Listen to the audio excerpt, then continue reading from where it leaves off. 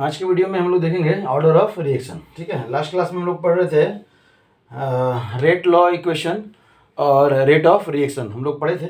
आज हम लोग देखते हैं ऑर्डर ऑफ रिएक्शन। ठीक है, ऑर्डर ऑफ रिएक्शन जिसमें पहला जो है आपका वो क्या है, zero order reaction.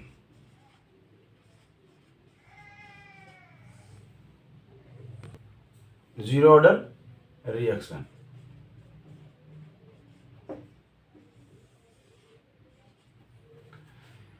Definition simple सा डेफिनेशन है, those reaction whose rate is independent of concentration. ठीक है, those reaction whose rate is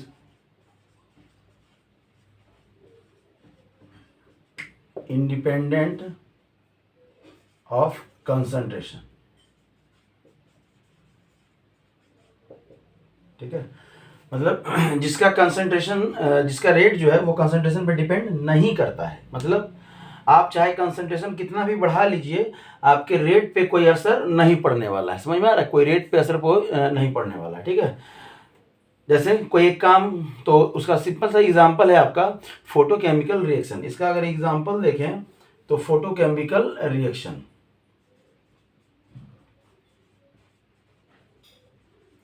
photochemical reaction.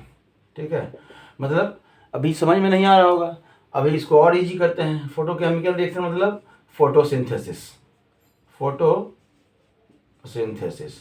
ये एक ऐसा रिएक्शन है, चाहे आप कितना भी प्लांट को वाटर दे दीजिए, CO2 दे दीजिए, जब तक सनलाइट नहीं होगा वो भोजन बनाना, या कह सकते हैं कि फोटोसिंथेसिस प्रोसेस स्टार्ट नहीं होगा। ठीक है, तो आने का मतलब कि इवन जितने भी फोटोकेमिकल रिएक्शंस हैं उसका जो कंसंट्रेशन है, उसका जो रेट है रिएक्शन का, किस पे डिपेंड नहीं करता है, उसके कंसंट्रेशन पे, इनिशियल कंसंट्रेशन पे डिपेंड नहीं करता है। सबसे पहला ऐसे जितने भी रिएक्शन है फोटोकेमिकल, उनका सबसे पहला है कि कम से कम लाइट हो, पहले लाइट हो तभी जाके आपको रिएक्टेंट पे कोई उसके रिएक्टेंट के साथ कोई रिलेशन होगा।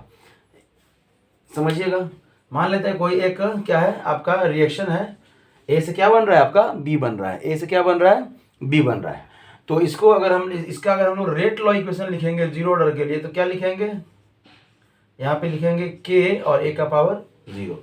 ए का पावर जीरो मतलब यहाँ पे ये जीरो ऑर्डर रिएक्शन हो गया। यहाँ पे क्या हो गया, ये जीरो ऑर्डर रिएक्शन हो गया। उसी के एग्जांपल में यहाँ पे लिखते हैं H2 + Cl2, और ये जहाँ इस तरह का सिंबल आपको दिया रहे, या तो ऐसा सिंबल दिया रहे, या लिखा रहे फोटोकेमिकल रिएक्शन, या आपको लिखा रहे फोटोन। ठीक है, यहाँ पे फोटोन लिखा रहे तो भी समझ लीजिए, और लिखा रहेगा आपको फोटोन, मतलब लाइट के प्रेजेंस में, इसी को कहते हैं फोटोकेमिकल रिएक्शन। ठीक है, तो ये इसका अगर रेट लॉ इक्वेशन लिखना हो तो क्या लिखेंगे, के H पर भी जीरो और Cl2 पर भी जीरो। मतलब ये डिपेंड करता ही नहीं है इन दोनों के कंसंट्रेशन पे, इन दोनों के कंसंट्रेशन पे ये डिपेंड नहीं करता है। समझ में आया? चलिए नेक्स्ट जो है हमारा फर्स्ट ऑर्डर रिएक्शन। क्या है आपका फर्स्ट ऑर्डर रिएक्शन? तो यहाँ पे हम लोग क्या कर देंगे, फर्स्ट कर देंगे, फर्स्ट ऑर्डर रिएक्शन। अब फर्स्ट ऑर्डर रिएक्शन का जब डेफिनेशन देंगे तो हम लोग क्या लिखेंगे, those reaction whose rate is depends on one concentration term, depends on one concentration term,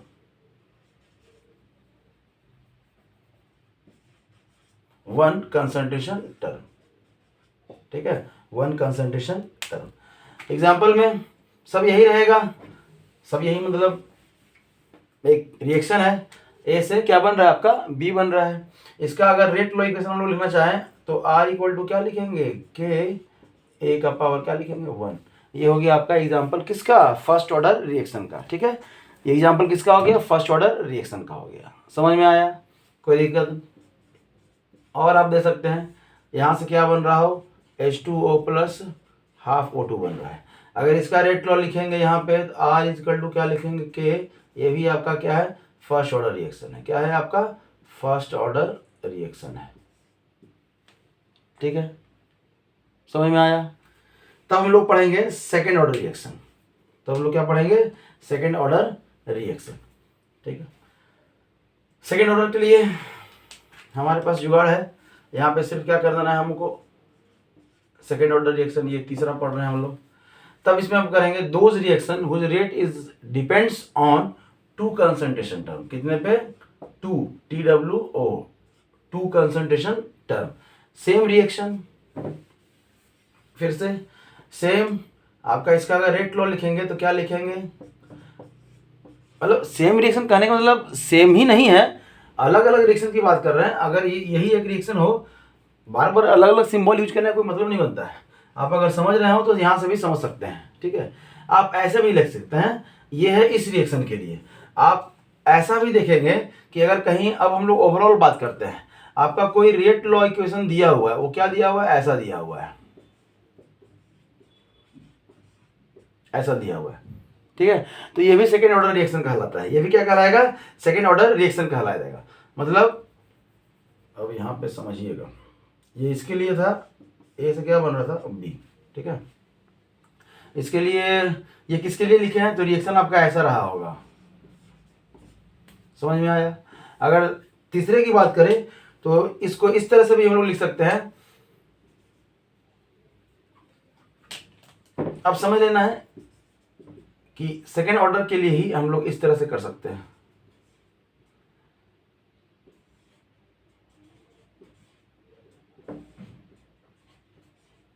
इसका मतलब है कि ओवरऑल तो रिएक्शन, ओवरऑल ऑर्डर अगर कहेंगे तो alpha plus beta plus gamma equal to 1 + 1 + 0 equal to क्या कहेंगे, 2 कहेंगे। ठीक है, लेकिन अगर हम बात करें किसकी, अगर हम बात करें क्या नाम है, अगर हम बात करें ऑर्डर ऑफ रिएक्शन की, ओवरऑल ऑर्डर ऑफ रिएक्शन का, तो ओवरऑल ऑर्डर ऑफ रिएक्शन कितना है आपका, 2। इसका मीनिंग क्या हुआ कि ऐसा कोई रिएक्शन, ऐसा रिएक्शन, यहाँ पे ऐसा रिएक्शन जिसमें रिएक्टेंट कितने हैं, 3 हैं, और क्या बन रहा है, प्रोडक्ट बन रहा है। क्या बन रहा है, प्रोडक्ट बन रहा है। लेकिन ए के रिस्पेक्ट में क्या है, फर्स्ट ऑर्डर रिएक्शन, बी के रिस्पेक्ट में क्या है, फर्स्ट ऑर्डर रिएक्शन, सी के रिस्पेक्ट में क्या है, जीरो ऑर्डर रिएक्शन। मतलब ये क्या है, एक्सेस दिया रहेगा आपका। कभी भी रिएक्शन में आपका इस तरह से एक्सेस दिया हो तो आपको समझना है कि आपका जो रेट है वो इस पे डिपेंड नहीं करेगा, इन दोनों पे ही डिपेंड करेगा। समझ में आया। तो जब भी आपका कुछ एक्सेस दिया रहे तो रेट जो है ना वहाँ भी डिपेंड नहीं करेगा, आपका बाकी जो रिएक्टेंट्स है उस पर डिपेंड्स करता है। चलिए ओवरऑल अब जनरल बात करते हैं हम लोग, किसकी बात करते हैं, थर्ड ऑर्डर की बात करते हैं। तो थर्ड ऑर्डर के लिए भी कुछ करने का जरूरत नहीं है, यहाँ पे क्या कर दीजिए, 3 कर दीजिए। ठीक है, और यहाँ पे क्या हो जाएगा, डिपेंड्स ऑन 3 कंसंट्रेशन टर्म। क्या है, 3 कंसंट्रेशन टर्म। और आपका यहाँ पे क्या हो जाएगा, ये 3, ये क्या हो जाएगा 3। तो इसको कर सकते हैं हम लोग थर्ड ऑर्डर रिएक्शन। अब इस थर्ड ऑर्डर रिएक्शन को हम लोग इस तरह से भी कर सकते हैं, इस तरह से भी समझ सकते हैं, दूसरे तरीके से भी हम लोग समझ सकते हैं। कैसे, मतलब ये तो हो गया इसके लिए, इस रिएक्शन के लिए ये एग्जाम्पल हो गया। ठीक है, अगर ऐसा रिएक्शन दिया हुआ है तो आपका यहाँ पे 1 और 2 भी हो सकता है। मतलब ओवरऑल अगर बात करें अल्फा प्लस बीटा की तो कितना हो जाएगा, 1 + 2, ये कितना हो जाएगा 3। तो ये थर्ड ऑर्डर रिएक्शन है। मतलब हम रिएक्शन को देख के नहीं कह सकते हैं, जब तक उसका order of rate law equation नहीं दिया रहेगा आपको ऑर्डर ऑफ रिएक्शन नहीं पता चलेगा। समझ में आया।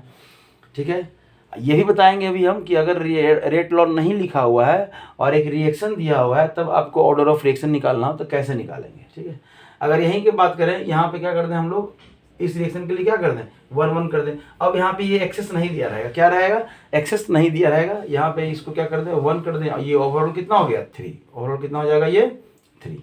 समझ में आया। ठीक है, चलिए तो ये थर्ड ऑर्डर रिएक्शन, यहाँ तक हमको कोई दिक्कत नहीं है। अब समझेंगे कि अगर किसी रिएक्शन का आपको देना हो, निकालना हो ऑर्डर ऑफ रिएक्शन, तो कैसे निकालेंगे, तो थोड़ा समझिएगा। आपके क्वेश्चन में इस तरह के क्वेश्चन भी आए हैं और उसको आप सॉल्व करेंगे, कंफ्यूज नहीं होंगे। जैसे मान लीजिए आपका एक रिएक्शन दिया हुआ है, क्या दिया हुआ है आपका, A + B, और यहाँ पे क्या बन रहा है, C बन रहा है। क्या बन रहा है, C बन रहा है, और कुछ नहीं बोला है। और बोला है find expression for rate law. Rate law के लिए क्या है, एक्सप्रेशन फाइंड कीजिए। सिर्फ एक्सप्रेशन फाइंड करना है। तब इसका आप रेट लॉ कैसे ले सकते हैं, R इक्वल टू के ए का पावर अल्फा और बी का पावर बीटा। समझ में आया? प्रोडक्ट से तो कोई मतलब है नहीं, ठीक है, समझिएगा। सेम रिएक्शन लेते हैं हम, सेम रिएक्शन लेते हैं ए प्लस बी और क्या बन रहा है आपका, सी बन रहा है, ठीक है। और आपको दिया है find the rate of reaction, sorry order of reaction.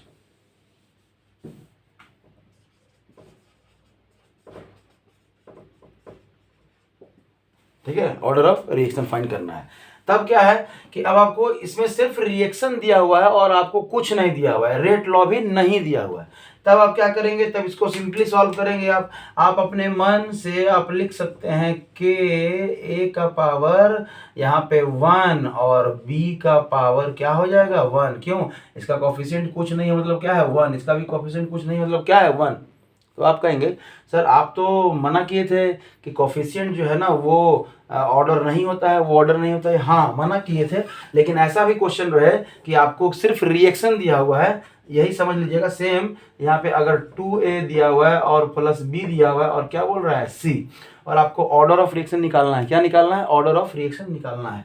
तब इसका जो रेट है आप इस तरह से एकदम फ्री है लिखने के। एक्सप्रेशन अगर बोले, एक्सप्रेशन बोले तब तो आप सिर्फ इस तरह से लिख देंगे। समझ में आ रहा है, अल्फा प्लस बीटा, ये सिर्फ एक्सप्रेशन बोल रहा है। एक्सप्रेशन के लिए फाइंड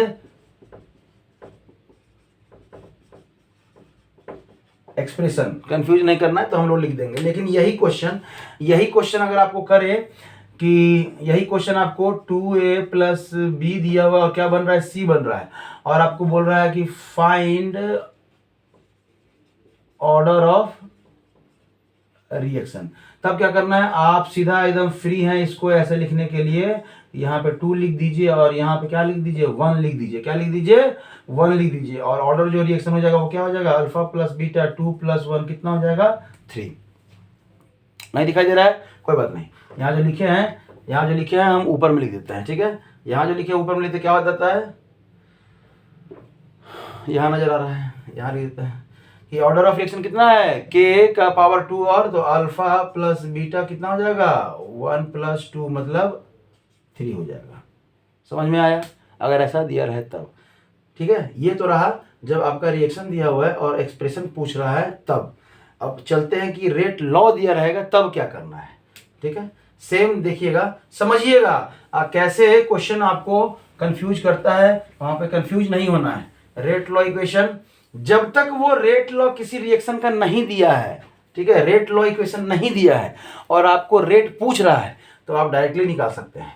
अगर आपको रेट लॉ दे दिया है फिर आपको रेट लॉ के साथ ही चलना है, चाहे वो जो भी दे दिया हो उसी को मानना है। जैसे मान लेते हैं यही रिएक्शन है और लिखा है rate law for this reaction is R K A का पावर 1 और बी का पावर क्या है 0। Find order of reaction. क्या फाइंड करना है, ऑर्डर ऑफ रिएक्शन फाइंड करना है। सेम क्वेश्चन है। अब देखिए, अब क्या है, ऑर्डर ऑफ रिएक्शन निकालना है। अब आप कुछ नहीं कर सकते हैं, अब आप अपने मन से ऐसा नहीं लिख सकते हैं। अब आप ऐसा नहीं लिखिएगा, बिल्कुल भी मत लिखिएगा रिएक्शन देख के।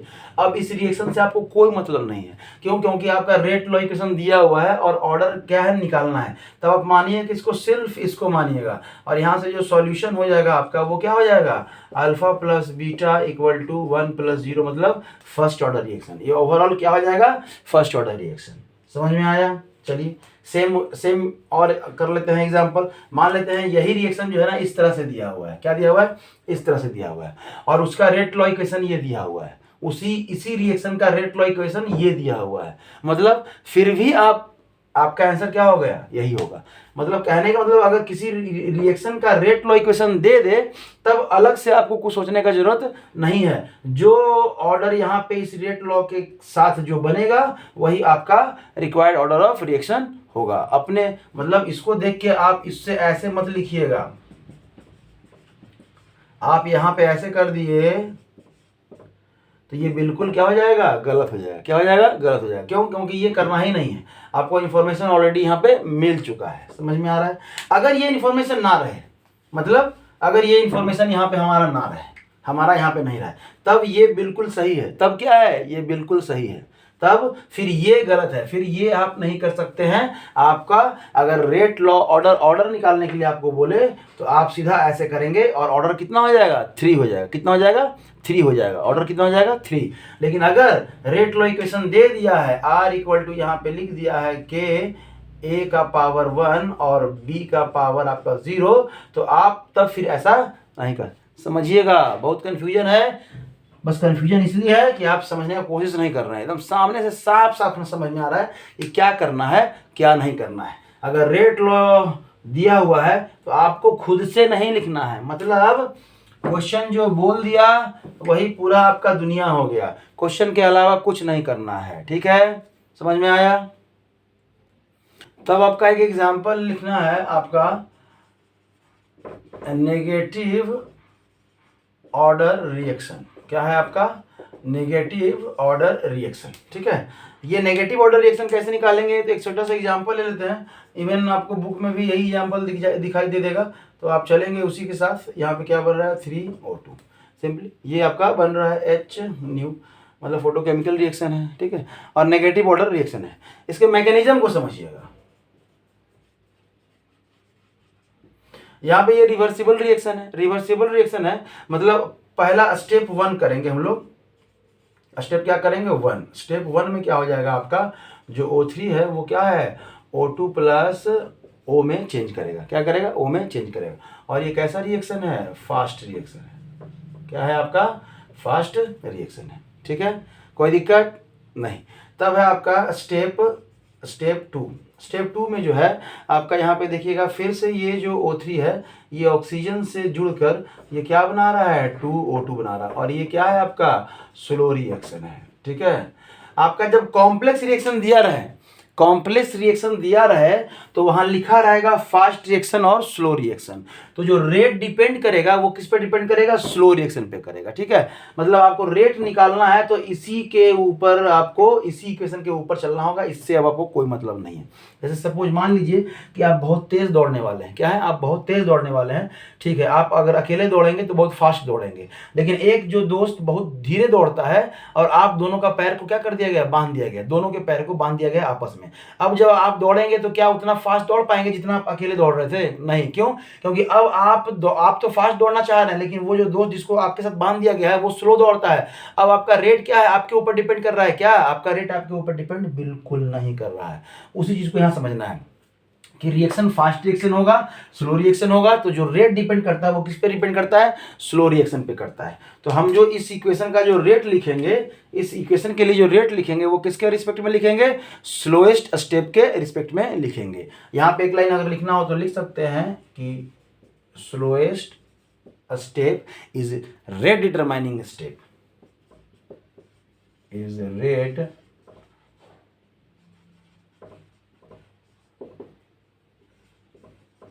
स्टेप। ठीक है, समझ में आया? तब है जो हमारा रेट अगर लिखना है तो क्या लिखेंगे, यही है। यहाँ पे आपका क्या है, O3 और क्या बना है आपका नेसेंट O।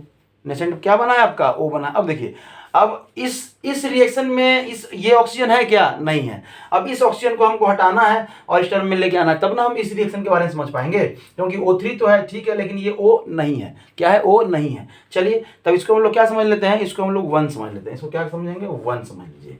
और हम लोग अब वर्क करते हैं कि इस O को हटाना है। क्या करना है, इस O को हटाना है। ठीक है, ध्यान दीजिएगा। इसको हम लोग मिटाते हैं।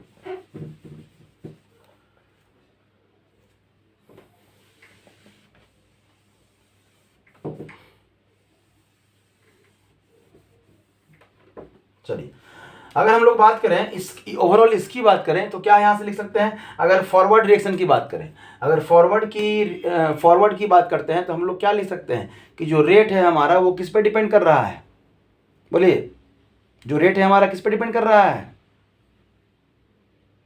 नहीं पता? फिर से हम लोग समझिएगा।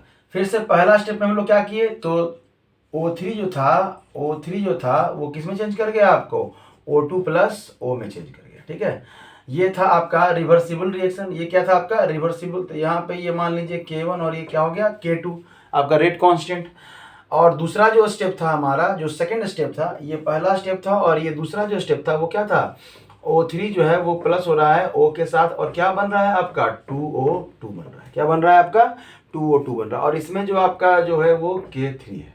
ठीक है, कोई दिक्कत बोलिए नहीं। तब अगर हम लोग बात करें यहाँ से, अगर R1 की बात करें तो क्या हो जाएगा K1, और K1 को क्या लिख सकते हैं O3 लिख सकते हैं यहाँ पे। तब अगर हम लोग बात करें R2 की बात करें तो क्या लिख सकते हैं K2, और यहाँ पे O2 का कंसंट्रेशन और किसका O का कंसंट्रेशन। चलिए बढ़िया है, यहाँ लिख दिए। अगर यहाँ से लिखेंगे तो ये R3 इज इक्वल टू क्या लिखेंगे, R3 इज इक्वल टू यहाँ पे O3 और यहाँ पे O लिख सकते हैं क्योंकि रिएक्टेंट यही है। सॉरी, यहाँ पे K भी रहेगा, K3 रहेगा। ठीक है, यहाँ तक में कोई दिक्कत किसी को नहीं। अब हमारा जो फाइनल जो है यहाँ पे ओ हटाना है, ओ की जगह पे हम लोग क्या क्या वैल्यू लेके आके रख सकते हैं वो हमको देखना है। ठीक है, तो अब देखिए ओ यहाँ है और आपका ओ कहाँ है। अगर इन दोनों इक्वेशन की, इन दोनों की बात करें, ये इक्वेशन अगर 1 हो गया तो इसको आप क्या कर लीजिए 2 मान लीजिए, इसको आप 3 मान लीजिए और इसको क्या मान लीजिए 4 मान लीजिए। ठीक है, चलिए तब यही है, ये वाला तो यही है, इसी की बात कर रहे हैं हम लोग। ठीक है, यहाँ पे 1 चलिए यहाँ पे जब लिख ही दिए तो फिर हमको जरूरत नहीं है इसको यहाँ लिखे रहने का। ठीक है, R3 की बात करते हैं, तो यहाँ से O हटाना है हमको। O हटाने के लिए हमारे पास ये दो इक्वेशन है। तो यहाँ से अगर हम लोग बात करें, क्या बात करते हैं, अगर हम लोग R1 बटा अगर R2 ले लेते हैं, क्या ले लेते हैं R1 बटा R2 ले लेते हैं। ठीक है, तो यहाँ पे क्या हो जाएगा, ये K1 बटा K2 और ये आपका हो जाएगा O3 और यहाँ पे हो जाएगा O2 और ये क्या हो जाएगा O। बोलिए यहाँ तक में कोई दिक्कत, यहाँ तक में कोई दिक्कत नहीं। ठीक है, चलिए तब है आपका ये रिवर्सिबल रिएक्शन है, जस्ट रिवर्सिबल रिएक्शन है। तो आप कह सकते हैं, यहाँ पे कह सकते हैं कि ये कितना हो गया आपका, इसको उल्टा कर दीजिए, यहाँ पे ये वैल्यू कितना हो जाएगा आपका 1 हो जाएगा। क्या हो जाएगा 1। तब आप कह सकते हैं कि K1 और K2 इक्वल टू, इसको इधर लेके चले आइए, क्या हो जाएगा O2 O1 अपॉन क्या हो जाएगा ये O3। ठीक है, यहाँ तक में कोई दिक्कत बोलिए नहीं। अब यहाँ से हम लोग O का वैल्यू निकाल लीजिए, या यहीं से O का वैल्यू निकाल लेते हैं, इतना करने की जरूरत नहीं है, यहीं से हम लोग O का वैल्यू निकाल लेते हैं। ठीक है, यहाँ से अगर O का वैल्यू करें तो O को इधर लेके जाइए, O को इधर लेके जाइए, तो O को अगर हम लोग इधर लेके चले आए, ठीक है, तो आपका क्या बच गया यहाँ पे K1 बटा K2 और ये O3 बटा क्या बच गया आपका O2 बच गया। चलिए अब इस O के जगह पे हम लोग यहाँ थर्ड में पुट कर दीजिए, क्या करें थर्ड में पुट कर देंगे। ठीक है,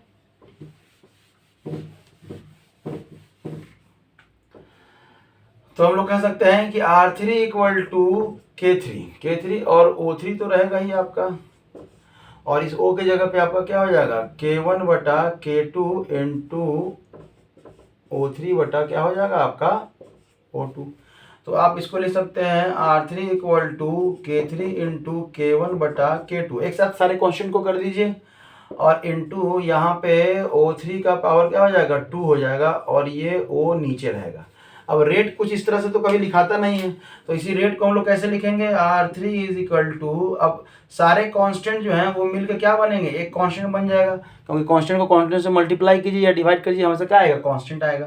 तभी क्या हो जाएगा O3 का पावर क्या हो जाएगा 2, और ये O2 का पावर क्या हो जाएगा इनवर्स, क्योंकि ऊपर कर दिए ना, और यहीं से ये कहलाता है आपका negative order reaction.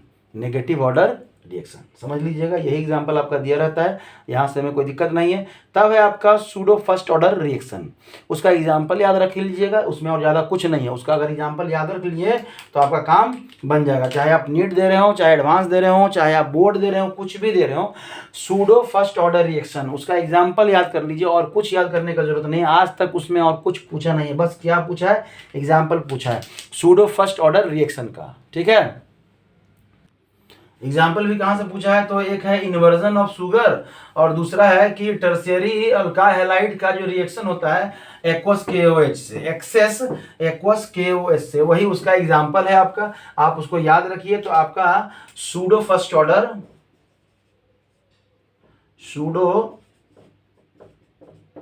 Order reaction, इसका बस एग्जाम्पल याद रख लीजिए, ठीक है, इसका एग्जाम्पल याद रख लीजिए, आपका काम चल जाएगा। एक तो जो है ना inversion of sugar, inversion of sugar,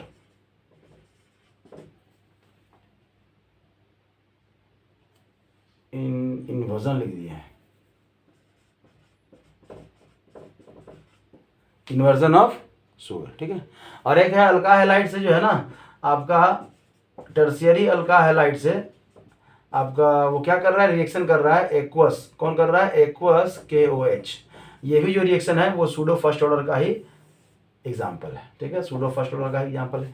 तो यहाँ पे देख लेंगे तो आपका ये यहाँ से ये खत्म हो जाएगा, ठीक है। तब हम लोग पढ़ेंगे, आगे पढ़ेंगे, अगले वीडियो में पढ़ेंगे कि जो रेट लॉ इक्वेशन है वो एलिमेंट्री रिएक्शन के लिए क्या होगा, कॉम्प्लेक्स रिएक्शन के लिए क्या होगा, रिवर्सिबल रिएक्शन के लिए क्या होगा, सूडो अगर रिवर्सिबल रिएक्शन है तब क्या होगा, और अगर कॉम्प्लेक्स रिएक्शन है तब क्या होगा, ठीक है, पैरेलल रिएक्शन है तब क्या होगा, ठीक है। Thank you.